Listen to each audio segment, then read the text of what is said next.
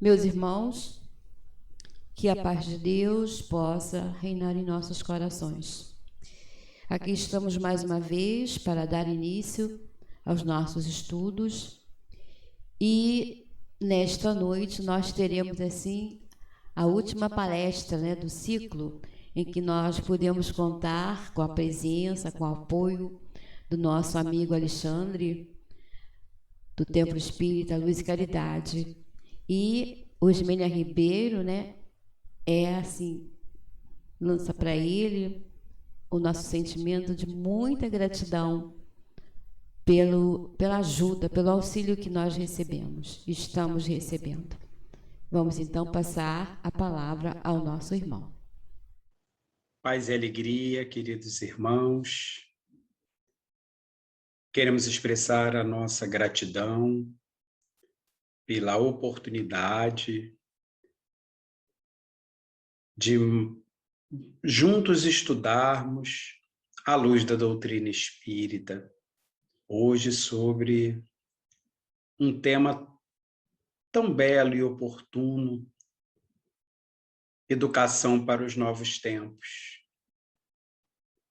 Mas antes de darmos início ao nosso estudo e já para entrarmos no clima dele, nós vamos apresentar um breve vídeo com uma mensagem curta falando sobre o assunto, introduzindo o assunto. Em seguida faremos a nossa prece inicial.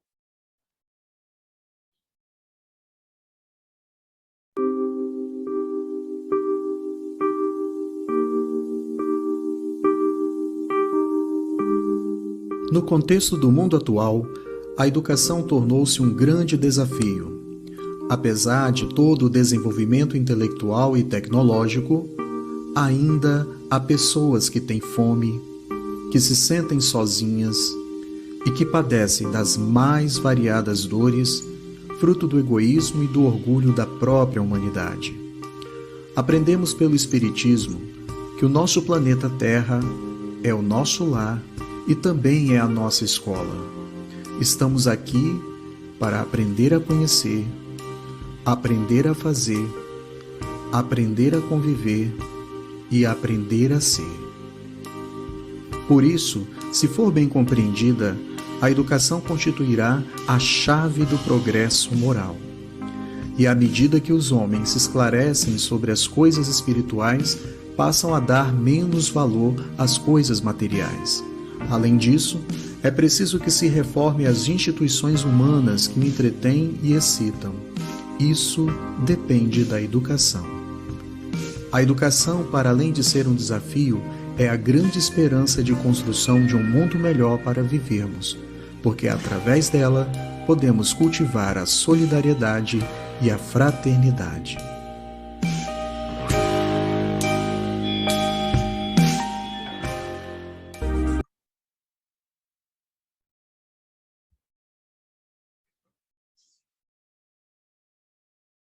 Oremos, irmãos. Amado Mestre Jesus, aqui estamos reunidos em seu nome, para juntos nos esclarecermos sobre esse assunto tão importante que é a educação, dentro de uma perspectiva espírita. Ampara-nos, Senhor, nessa tarefa bendita, para que possamos aproveitar mais essa oportunidade de estudo e esclarecimento. Que assim seja. Bem, meus irmãos, nós trazemos nesta oportunidade a reflexão sobre esse assunto tão oportuno, educação para os novos tempos. E o nosso trabalho, o nosso estudo, vai estar baseado totalmente num vídeo da nossa querida companheira Sandra Borba, que aborda exatamente esse assunto com toda a propriedade. Bem, então nós vamos analisar esse tema, educação para os novos tempos. A começar pelo termo educação, que é bastante amplo, sendo utilizado em diversas áreas. Nós precisamos situar a educação em duas direções. Primeira, todo ato intencional de influenciar comportamentos. Então, toda vez que se procura intencionalmente fazer com que alguém atinja, incorpore ou internalize determinado comportamento, tem-se aí um processo pedagógico, educacional. Em segundo plano, dentro da própria nomenclatura espírita, isso redundará na criação de hábitos, que é a definição específica do nosso codificador Allan Kardec, confirmada pelo Espírito de Verdade. Então, tem-se a influência e a formação ou criação de hábitos. Temos aí o chamado processo educacional. Já a expressão novos tempos, ela tem sido utilizada por vários companheiros, de várias denominações religiosas, para significar diferentes coisas. Esses novos tempos, eles não são uma utopia no sentido de algo inalcançável, que nunca vai acontecer. Mas podemos entender essa utopia, sim, como sonho, como aquilo que conduz o homem sob o ponto de vista do seu desejo de criação de algo melhor, o desejo íntimo, individual ou coletivo, no sentido de melhorias, de aquisição de determinados padrões civilizatórios que já se pode alcançar. Aí, nesse sentido, poderíamos entender realmente como uma utopia. E essa expressão novos tempos, ela se contrapõe a um tempo presente ou passado. Porque quando se fala em novo, é algo que ainda virá e que se contrapõe ou tem que ser melhor aquilo que está ou já esteve. É uma questão lógica. Então, nesse sentido, é preciso fazer um olhar retrospectivo para poder entender.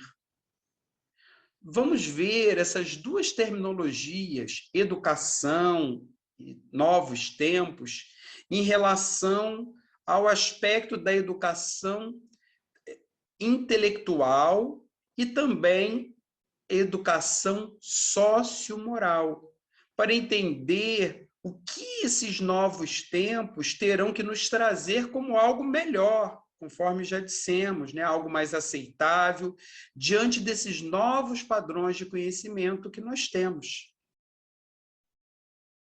E aí vem uma reflexão. O que nós precisamos superar para que a educação intelectual possa acompanhar esses novos tempos ou esse desejo nosso de melhoria para o futuro?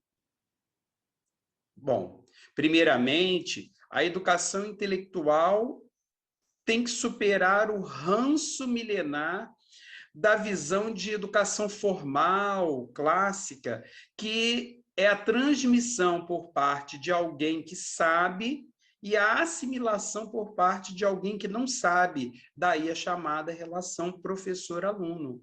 Mas essa relação de forma passiva, em que o aluno é como se fosse um banco, e o professor vai lá e faz o depósito de conhecimento, numa concepção bancária da educação. Ela sobrevive, né? Esse tipo de educação sobrevive. E hoje, quem acompanha alunos nas escolas fica surpreso com isso. Ainda mais nesse momento de pandemia, né? Pelo conjunto das chamadas aulas virtuais, a coisa realmente extrapolou o bom senso. Então, hoje nós temos conteúdo e mais conteúdo, sobrecarregando a mente de alguns alunos. Tem o aluno que se dá bem, que até gosta, né? Principalmente os mais tímidos, os mais disciplinados, mas temos também aquelas almas inquietas, criativas, críticas, e que normalmente não conseguem acompanhar essa forma bastante tradicional, clássica e passiva, né, de educação.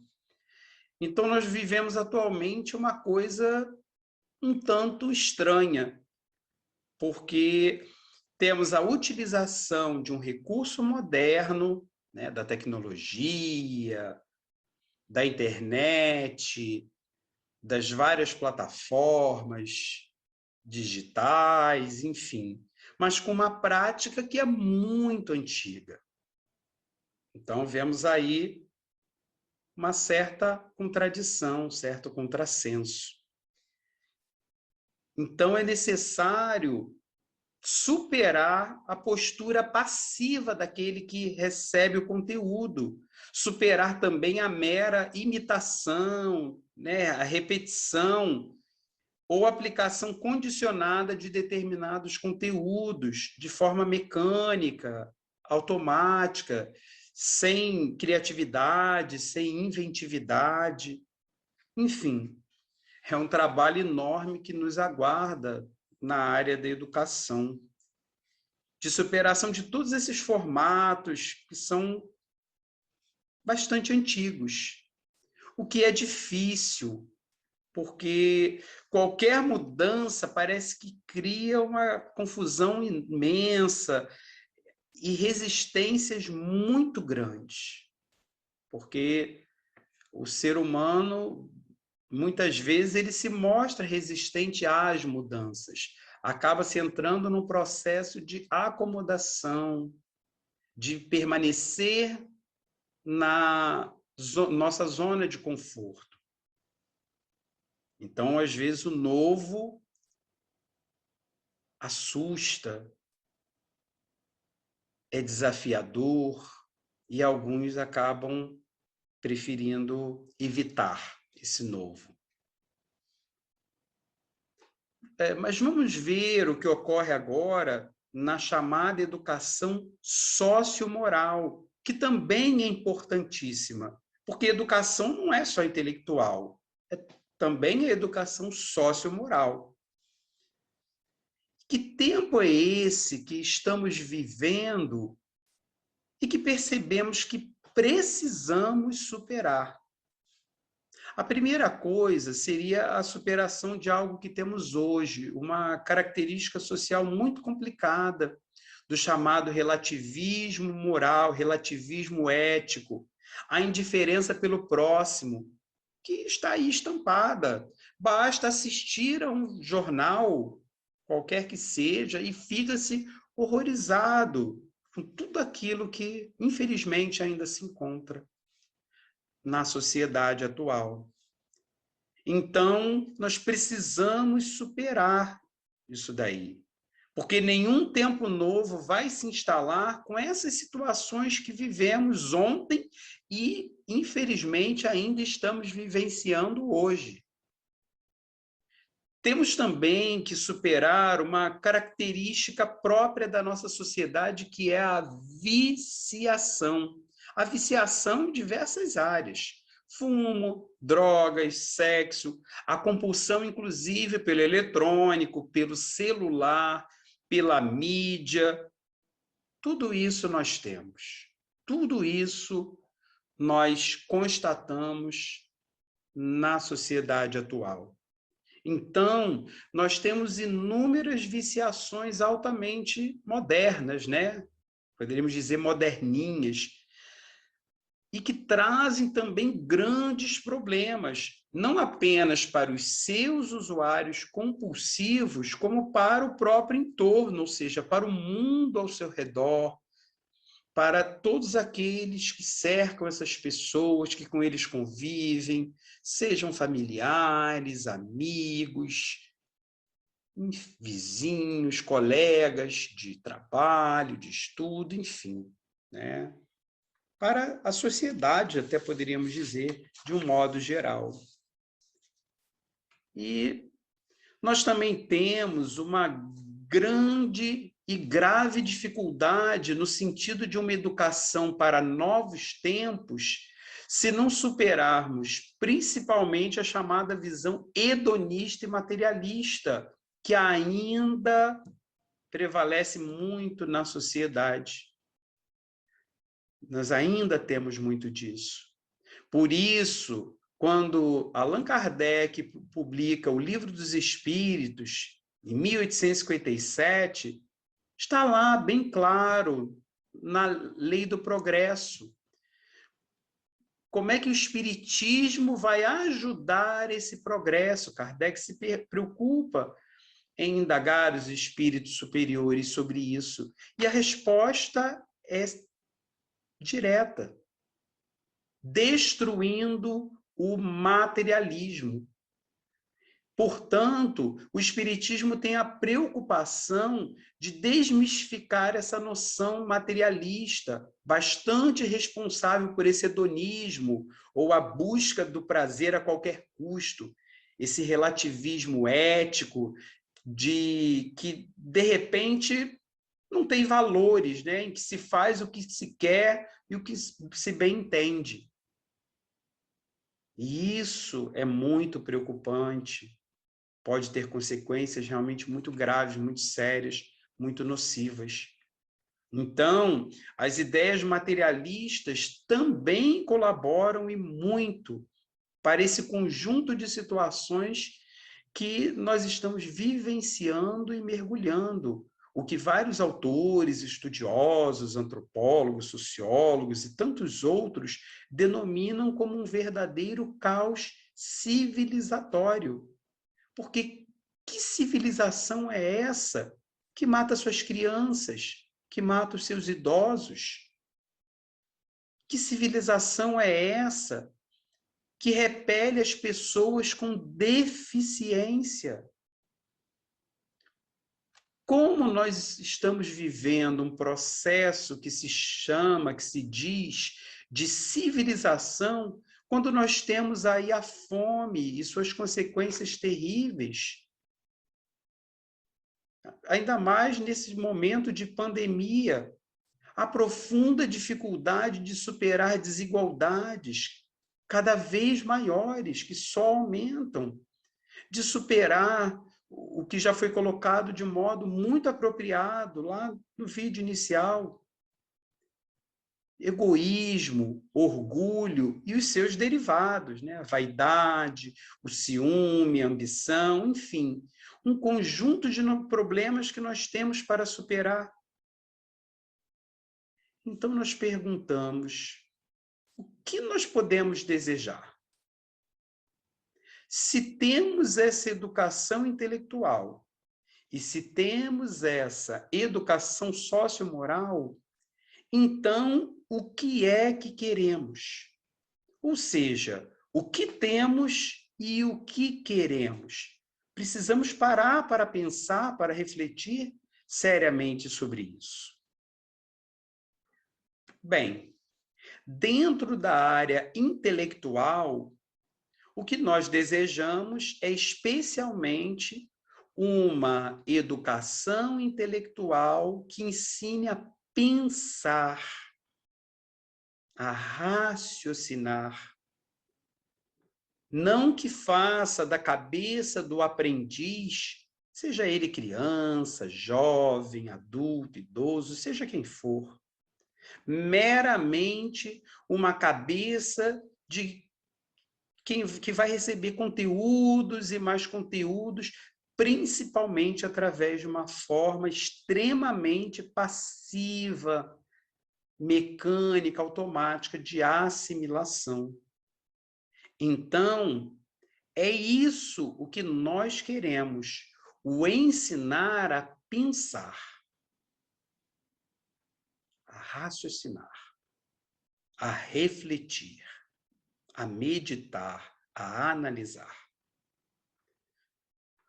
Muito apropriado também, já vimos lá nesse vídeo inicial, os 4 pilares da educação para o século XXI, estabelecido pela Unesco, que é a Organização das Nações Unidas para a Educação, a Ciência e a Cultura. Ou seja, uma divisão dentro da ONU, né, da Organização das Nações Unidas, que trata especificamente de assuntos como a educação, em nível mundial. Então, a Unesco, ela traz esses pilares aí, né, esses 4 pilares, em relação àquilo que seria bom para a educação do século XXI. E poderíamos dizer para uma educação moderna e até mesmo futurista, para uma educação pensando nesses novos tempos. Então, são 4 esses pilares. O aprender a conhecer, sabermos como faz formas mais apropriadas para aprendermos, para adquirirmos conhecimento, para estudarmos, superando aquelas metodologias arcaicas, passivas, que nós já comentamos. O aprender a fazer, e vemos aí a importância da prática aliada à teoria, da ação, do concreto, de realmente um processo de aprendizagem de forma mais pragmática, através de ações que levem também à aquisição de conhecimentos e, por que não dizer, de valores que são importantes para o ser. O aprender a conviver. E aí nós vemos a importância, a valorização das relações interpessoais. Porque, conforme nós vemos lá no próprio Livro dos Espíritos, quando fala sobre a lei de sociedade, a necessidade da vida social, porque é através desse convívio social, dessas relações interpessoais que se estabelecem, favorece o nosso progresso, tanto o progresso individual, de cada ser que compõe a sociedade, de cada cidadão, e por que não dizer de cada espírito, e também o progresso coletivo, da própria sociedade como um todo, que se favorece, se beneficia também dessas relações interpessoais, dessa vida social tão importante, tão necessária. E, finalmente, o aprender a ser. E como se faz necessário, na atualidade, esse aprendizado? Esse aprender a ser.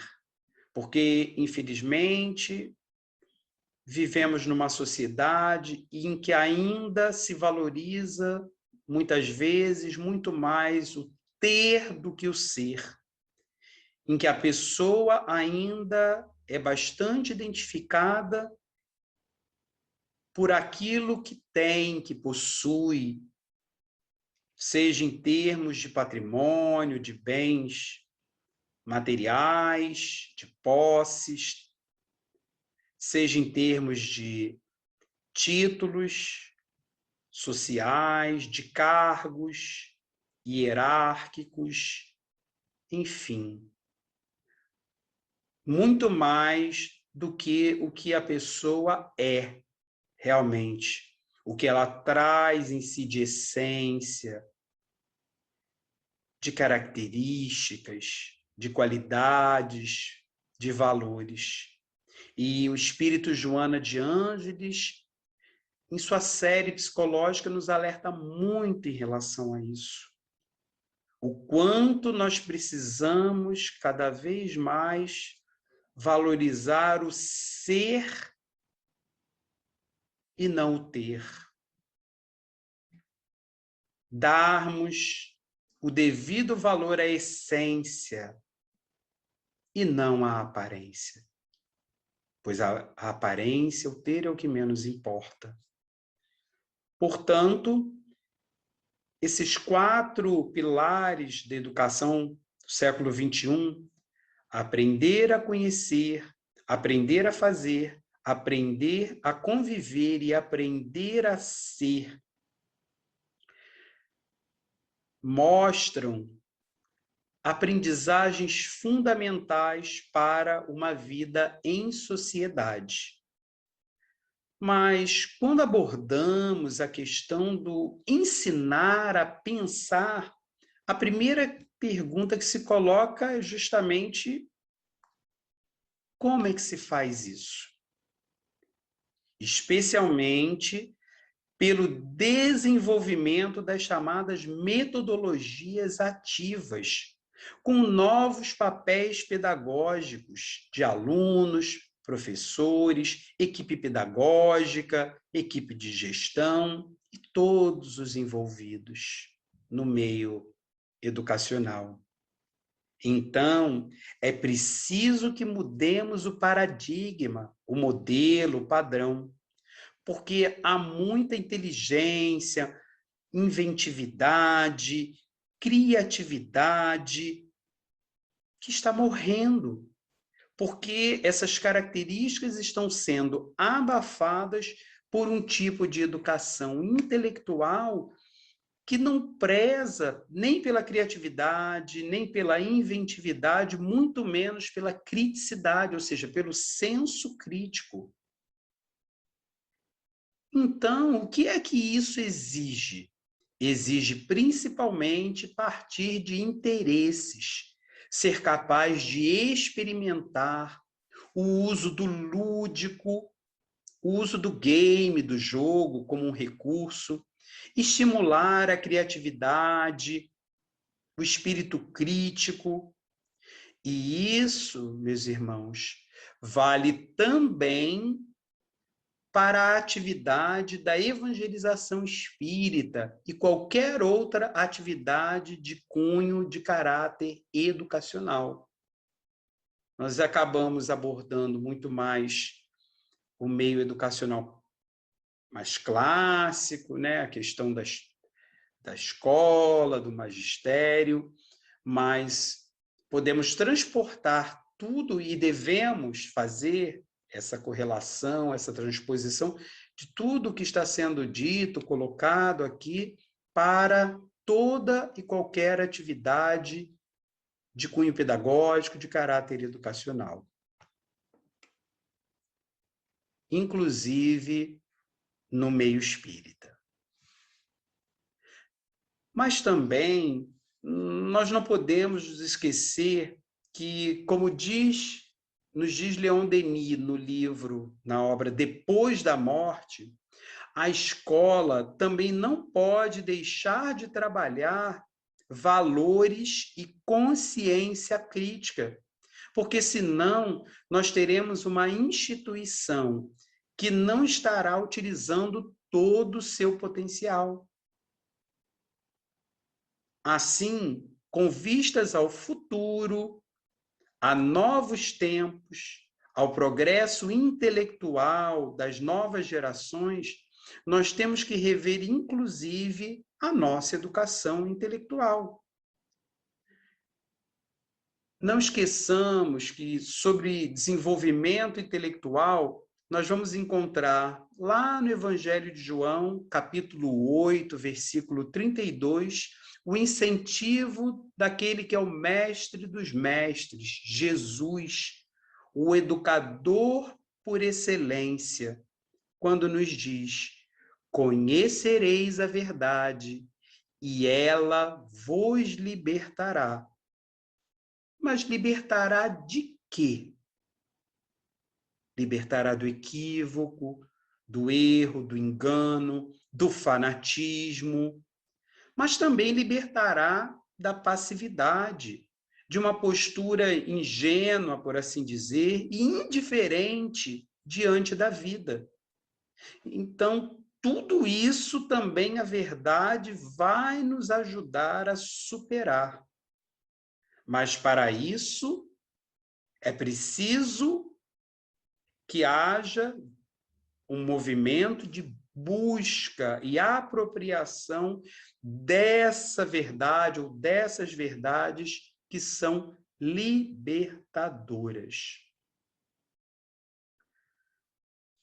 Mas o que mais nos interessa é o seguinte: o que é que nós precisamos buscar para a construção de novos tempos no que se refere agora aos aspectos sociais e morais?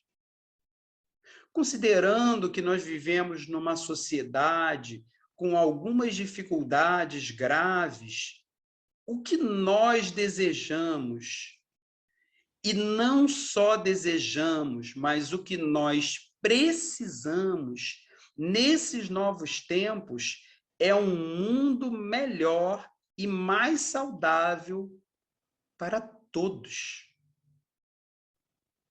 Mas o que significa um mundo melhor? Para termos um mundo melhor, não basta teorizar, é preciso lutar. Já foi lembrado também, no vídeo inicial, o que está lá no Livro dos Espíritos, que as instituições humanas entretêm, excitam o egoísmo. Então, o egoísmo é o vício radical, raiz de problemas, a grande chaga da humanidade. E como é que nós queremos novos tempos mantendo velhos hábitos? É por essa razão que nos diz Leon Denis, numa frase bastante sintética e profunda, novamente lá no livro Depois da Morte: para uma sociedade nova é necessário homens novos. Então, nós não podemos imaginar um novo tempo com o velho homem. Não tem como, não seria possível. Então, se é um novo tempo, tem que ser uma nova criatura. E Paulo de Tarso, na sua segunda epístola aos Coríntios, capítulo 5, versículo 17, nos diz: assim que, se alguém está em Cristo, nova criatura é. As coisas velhas já passaram, eis que tudo se fez novo. Olha que expressão rica de sentidos. Portanto, se alguém está em Cristo, nova criatura é. As coisas velhas já passaram. Então, se nós queremos novos tempos, nós queremos novas criaturas. E que criaturas são essas? A primeira condição dessas criaturas é exatamente a condição da luta, do esforço na superação do egoísmo que ainda reside, muitas vezes, dentro de nós, que precisa ser combatido a todo custo. E nós vamos encontrar essa chaga, que é o egoísmo, atuando em todas as áreas. Emmanuel nos diz que o egoísmo não é só no indivíduo, né? Tem também, além do egoísmo de indivíduo, o egoísmo de família, o egoísmo doméstico. Tem, por exemplo, famílias que são verdadeiras inimigas. Há o egoísmo regional, até aqui no Brasil, né? De vez em quando nós temos um ranço, né? Uma coisa que não é nada bonita de preconceito regional. Isso acontece em muitas situações. Aliás, nós temos preconceitos os mais variados, de etnia, de vinculação político-partidária, de orientação sexual e tantos outros. Portanto, esse egoísmo ele vai gerar diversos problemas. A violência em suas múltiplas e mais variadas manifestações, uma muito grave, que são as desigualdades sociais, a desigualdade em relação à questão de gênero, a destruição do meio ambiente, cada vez mais preocupante, os preconceitos, as guerras. Então, se queremos um mundo melhor nos novos tempos, isso tudo tem que ser superado o mais breve possível.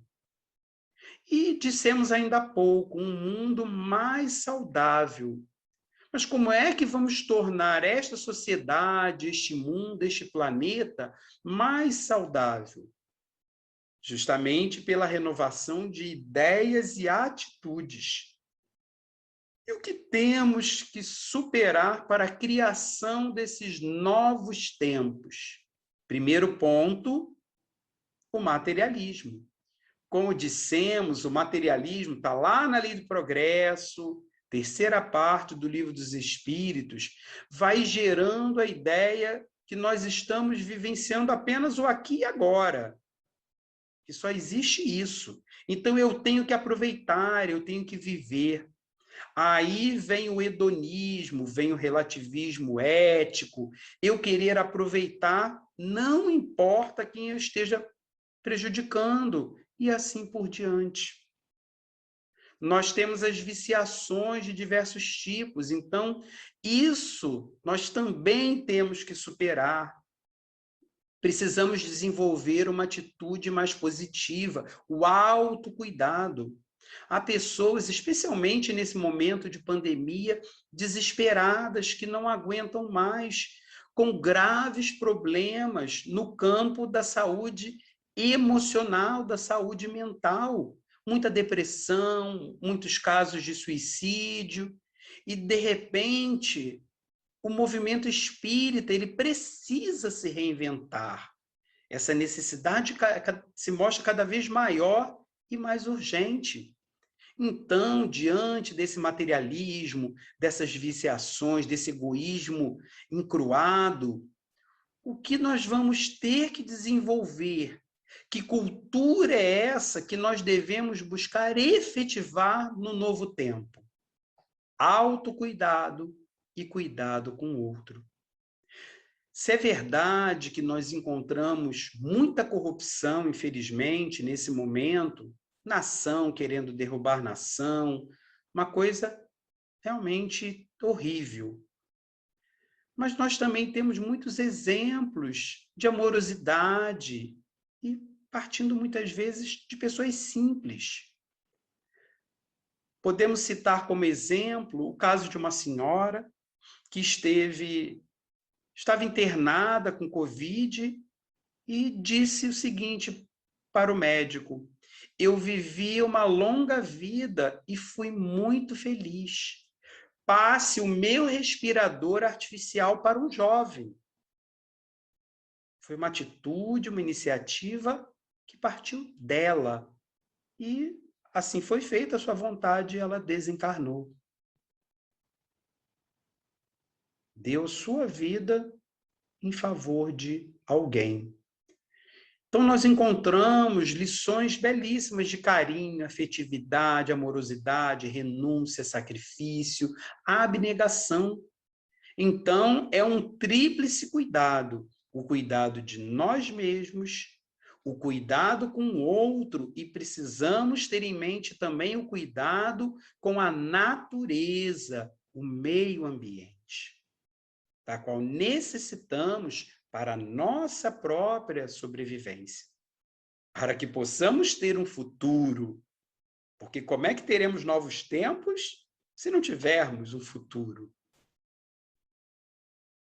Aí vem a grande pergunta. Se já sabemos que mundo queremos, queremos uma educação intelectual baseada no ensinar a pensar, na criatividade, na inventividade, no senso crítico. Queremos uma educação moral onde não nos deparemos com tanta violência, egoísmo exacerbado, preconceito, guerras, devastação do meio ambiente, materialismo, hedonismo e por aí vai. E agora, como vamos conseguir isso tudo? E a resposta está lá no Livro dos Espíritos, bem clara, é através da educação. Mas aí surge novamente a velha questão: que educação? Nós apenas fizemos algumas considerações com relação à educação intelectual, mas vamos fechar naquilo que a doutrina espírita nos diz, nos coloca. É a educação moral, apontada, conforme também foi dito no vídeo inicial, como a chave do progresso moral.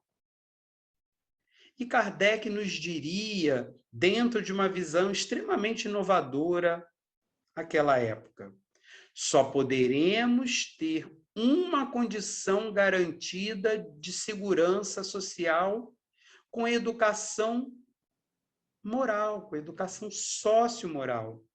Ele faz um comentário, a questão 685A do Livro dos Espíritos, levando-nos à seguinte reflexão: como é que nós podemos nos admirar com toda essa violência, tudo aquilo que estamos vivendo, quando são colocadas criaturas aos milhares, indivíduos sem princípios, sem freio, sem educação, jogados no seio da sociedade, da corrente social?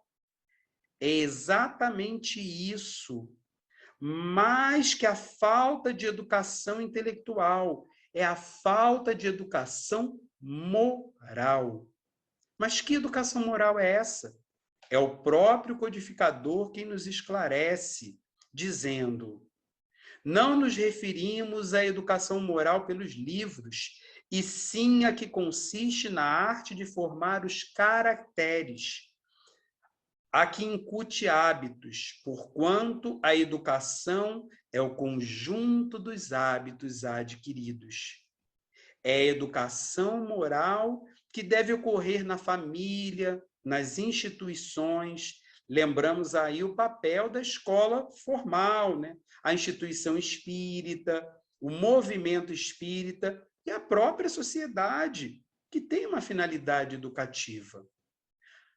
Amélia Rodrigues, quando ainda encarnada, na condição de professora Amélia Rodrigues, lá na Bahia, dizia que todos educamos. Somos educadores pelo que falamos, pelo que agimos. Educamos para as coisas certas, ou deseducamos com a nossa palavra, o nosso exemplo, a nossa ação para as coisas equivocadas. Olha só que visão já existia nesse espírito extraordinário. Mas que educação moral é essa? Vamos começar por Leon Denis, que vai nos dizer o seguinte: estudemos desde o berço as tendências que a criança trouxe das suas existências anteriores. Apliquemo-nos a desenvolver as boas e aniquilar as más. Há, então, uma sintonia entre Leon Denis e o que está colocado lá por Santo Agostinho, no capítulo 14 do Evangelho segundo o Espiritismo, de Allan Kardec, na mensagem Gratidão dos Filhos e os Laços de Família. Qual é a primeira tarefa dos pais? Depois do encanto natural, com o nascimento de uma criança, temos que despertar e refletir que instintos esse espírito já apresenta. Porque a doutrina espírita tem uma visão bastante original da educação. Aquela criança aparentemente inocente é um espírito imortal e tem o seu passado, que traz na forma de tendências, inclinações, aptidões, interesses, temperamentos, caráter. Então, os pais têm essa tarefa extraordinária, Portanto, a família é responsável pela orientação, e não só pela orientação da educação intelectual, da chamada educação da civilidade, dos costumes. Não, é principalmente o fator moralizante que a família possui. E dentro da visão espírita, mais um fator ou função, que é a função regenerativa. Então, essa educação moral se dá inicialmente na família. Mas as escolas competem também o desenvolvimento, não só das coisas vinculadas ao aspecto simplesmente intelectual. É Leon Denis também que diz assim: a moral da escola, desprovida de sanção afetiva, sem ideal verdadeiro, é estéril e incapaz de reformar a sociedade. Então, é necessário superar paradigmas, padrões equivocados. Na escola, não se deve apenas receber conhecimentos, mas também valores. A escola tem um papel muito importante, e a sociedade como um todo, onde quer que nós estejamos e onde quer que exerçamos algum papel de influência, onde quer que tenhamos uma ação efetiva de influenciar comportamentos, tendências, há uma responsabilidade muito grande em tudo isso. Então, a sociedade tem que assumir o seu caráter educativo. Mas que educação moral é essa, segundo Kardec? Primeiramente, não é livresca. É aquela que não quer formar só homens instruídos, é aquela que quer formar pessoas de bem, e pessoas de bem que consigam assimilar valores que são apontados na codificação, está lá na Gênese, no último capítulo, são chegados os tempos, alguns valores como respeito, ordem, previdência. O nosso tema fala sobre educação para os novos tempos. Tempos esses que já estão inaugurados e que foram previstos pelo codificador Allan Kardec nesse último capítulo da Gênese. E lembrando que está lá também em obras póstumas a fraternidade na grande base para a construção de novos tempos, de uma sociedade digna para todos. E finalmente diríamos, esses novos tempos são tempos também de regeneração, tempos de seleção, tempos de esforço, primeiramente de esforço pessoal, mas também de esforço familiar, de esforço social, de esforço institucional. Conforme já dissemos, o movimento espírita tem feito um esforço imenso também para, diante da situação que atualmente vivenciamos, da pandemia, do recolhimento social, no sentido de se reinventar. É evangelização infantil, evangelização juvenil, estudo sistematizado, estudo da mediunidade e tantas outras atividades.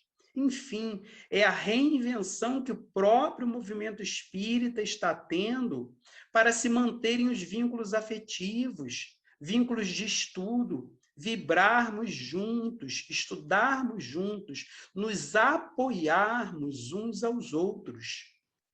E muita gente está se esforçando para se adaptar e se superar, porque o novo tem isso para nós. E no ambiente escolar, o pessoal também está procurando se reinventar, somos provas vivas disso. Manter um ritmo de aprendizagem, o que é uma preocupação fundamental no meio escolar. Mas a nossa preocupação maior deve ser a da manutenção do vínculo afetivo, o vínculo de carinho. Temos inúmeras casas espíritas desenvolvendo esse trabalho, com palestras virtuais para o público adulto, lives para jovens, programas de evangelização infantil, atendimento fraterno virtual, vibrações pelos doentes, pelos que estão em depressão, pelos que estão com Covid, pelos profissionais de saúde. Então, meus irmãos, nós estamos nos reinventando e devemos tomar cuidado com a acomodação. Nós, enquanto educadores, pais, evangelizadores, coordenadores de grupos, somos chamados, nesse instante, a dar uma paradinha e pensar: o que eu posso fazer diante desse quadro? Então, que esse quadro também possa nos favorecer, porque, como dissemos, esse tempo novo é um tempo de regeneração, de seleção dentro da transição planetária, e também um tempo de esforço para mantermos o nosso equilíbrio mental, a nossa saúde mental, emocional, para mantermos um mínimo de equilíbrio, mas também para sairmos da inércia, no sentido de refletir o que fazer neste momento. Nós estamos numa guerra diferente, silenciosa, um tanto estranha, mas nós estamos sendo chamados a um processo criativo, inventivo. Temos observado isso no movimento espírita. É o Brasil todo socializando as suas atividades online. Então, nós estamos nos movimentando para quê? Justamente para sairmos da nossa zona de conforto. E, finalmente, para encerrarmos, deixamos um pensamento muito interessante, que está lá na segunda epístola de Pedro. O apóstolo Pedro nos diz assim: mas nós, segundo a sua promessa, a promessa de Jesus, aguardaremos novos céus e nova terra, em que habite a justiça. Isso é profundo, meus irmãos. Então, nós temos que ter justamente essa confiança. Novos tempos virão, mas precisamos perguntar qual é a nossa contribuição pessoal, institucional e do movimento espírita, para que seja, como Pedro coloca, um mundo de justiça, um mundo melhor. Então, não nos esqueçamos, fechando com Eclesiastes, tudo tem o seu tempo determinado, e há tempo para todo um propósito debaixo do céu. Sigamos confiantes, fazendo o nosso melhor, porque o futuro se faz hoje, com certeza. São 3 caminhos que nós temos que fazer: para a frente, para o alto e para dentro.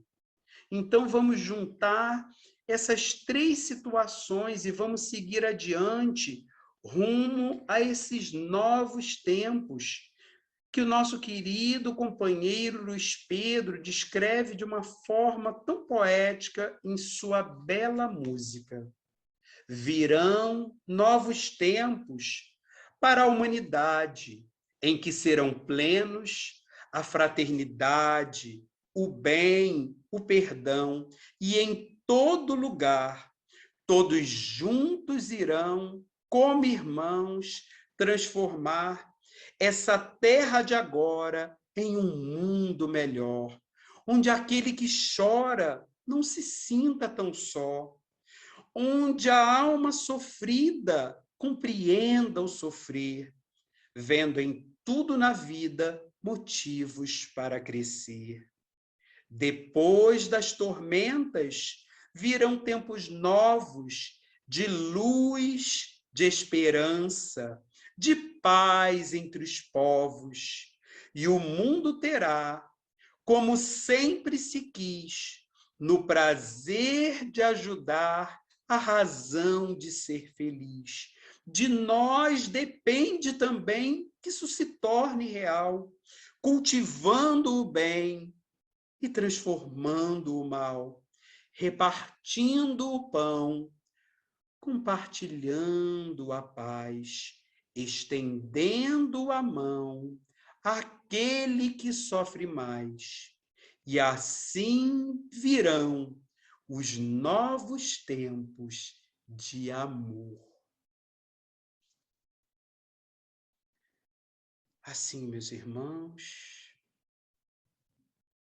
com os corações agradecidos Elevemos novamente o pensamento a Jesus em oração. Graças te damos, amado Mestre Jesus, por esses esclarecimentos oportunos que nos dão, Senhor, a responsabilidade de colaborarmos para a implantação desses novos tempos que virão através da educação, a começar, Senhor, pela nossa própria educação, o nosso processo de autoeducação. Auxilia-nos, Senhor, nessa tarefa de autorrenovação, autorregeneração, para que juntos colaboremos nessa obra grandiosa de regeneração da humanidade como um todo. Que assim seja, graças a ti, Senhor. Muita paz, irmãos.